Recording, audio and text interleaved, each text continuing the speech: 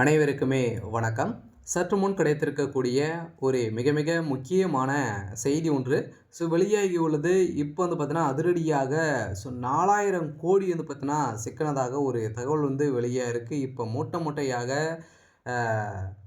ஏவா வேலு அவருடைய வீட்டிலேருந்து பார்த்தீங்கன்னா கழிவறையிலேருந்து சிக்கினதாக ஒரு தகவல் வெளியாகிருச்சு. அதேமாதிரி நிறைய விதமான தங்கக்கட்டிகளும் பார்த்தீங்கன்னா சிக்கியிருக்கு. இதனால் அதிரடியாக பார்த்தீங்கன்னா இவர் நிறைய ஒரு மிகப்பெரிய ஊழல் செஞ்சுருக்காரு.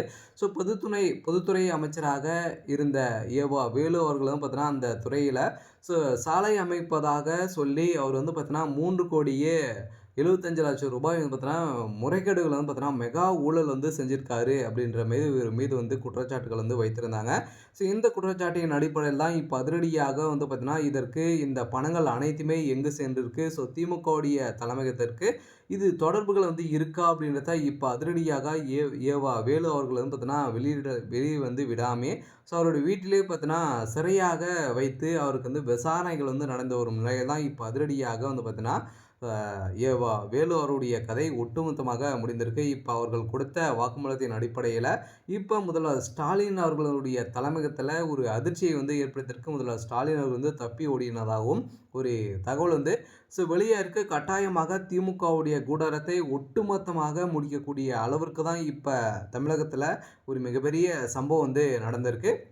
அதெல்லாம் ஏற்கனவே தெரியும். ஸோ திமுக பார்த்தீங்கன்னா ஒரு மிகப்பெரிய ஊழல் ஆட்சியாகவே பார்க்கப்பட்ட நிலையில் இதுலையுமே பார்த்தீங்கன்னா இந்த 3 துறைகள் தான் ஒரு மிகப்பெரிய ஊழல் செஞ்சுருக்காங்க. இந்த 3 அமைச்சர்கள் தான் பார்த்தீங்கன்னா திமுகவுக்கு பின்பலமாக பார்த்தீங்கன்னா ஊழல் செய்வதிலேயே ஒரு முக்கிய அமைச்சராக இருந்திருக்காங்க அப்படின்ற மாரி நிறைய குற்றச்சாட்டுகள் இருந்த நிலையில் இப்போ திருவண்ணாமலையில் இருக்கக்கூடிய ஏவா வேலு அவர்களுடைய கோட்டையாக வைத்திருக்காரு. இப்போ அந்த கோட்டையில் அதிரடியாக அமலாக்கத்துறை களத்தில் இறங்கி இப்போ ஏவா வேலு அவர்கள் பார்த்தீங்கன்னா வீட்டில் அதுக்கு அதேமாதிரி அவருக்கு சம்மந்தப்பட்ட அனைத்து காலேஜிலுமே ரைடுகள் நடந்திருக்கு. அவருக்கு சேர்ந்த கல்வி நிறுவனங்களுமே 18 வகையான கல்வி நிறுவனங்களை பார்த்தீங்கன்னா இவர் வைத்திருக்காரு. இந்த நிறுவனத்தில் அனைத்துமே நிறைய முறைகேடுகள் போலியான டாக்குமெண்ட்டுகள்லாம் வைத்து இந்த நிறுவனங்களை நிறுவியிருக்காரு அப்படின்ற மாதிரி இப்போ ஒரு தகவல் வழியாக இருக்கக்கூடிய நிலையில் தான் இப்போ திருவண்ணாமலையில் சைக்கிள் ரிக்ஷாவை ஓட்டி விட்டு வந்த ஏவா வேலு அவர்கள் என்ற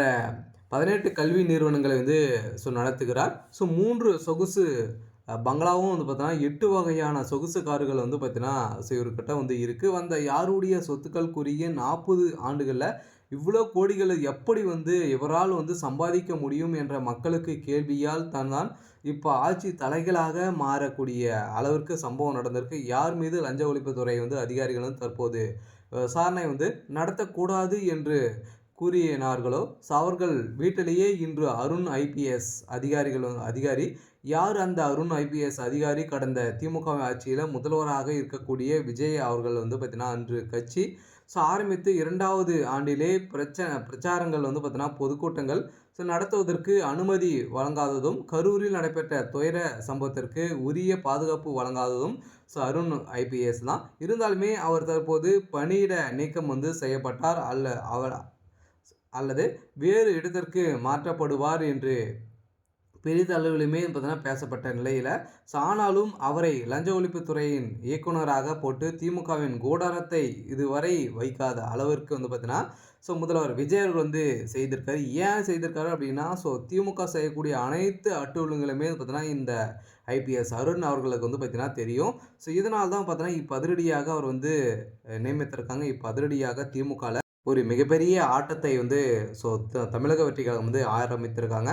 இதனால் பார்த்தீங்கன்னா ஒரு மிகப்பெரிய தலைவலியாக தான் முதல்வர் ஸ்டாலினுடைய தலையில் ஒரு மிகப்பெரிய இடி இறங்கியிருக்கு. சரி, ஓகே. எனக்கான அப்டேட் இதுதான். மறக்காமல் நம்முடைய சேனலை சப்ஸ்கிரைப் பண்ணி சப்போர்ட் பண்ணுங்கள். தேங்க்யூ.